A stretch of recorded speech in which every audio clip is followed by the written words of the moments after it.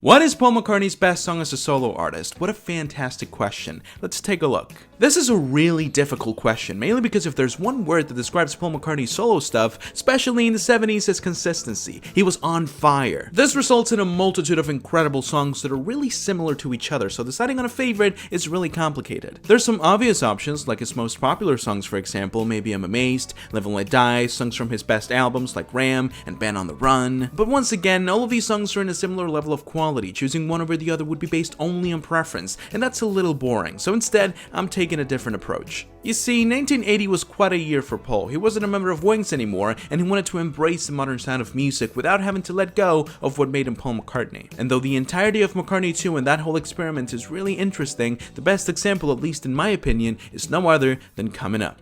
I can already see the comments, but hear me out. This is one of the most irrelevant songs Paul McCartney ever made. It literally feels like listening to the clash of two different worlds. The song starts like any old McCartney tune, although you can tell from the very beginning that the drums are a little more rhythmic than usual. As the song goes on, more elements jump in, distancing the song even more from Paul's usual formula. The strings and the synths blend together to the point where you can't tell which is which, and Paul's vocals go from melodic to performative. It was the perfect way to transition into the second act of Paul's solo career, and it just so happens to be incredibly enjoyable too. So, even though I'm pretty sure that you can name dozens of other songs that are way better, only for what it meant for him, I think it's his best.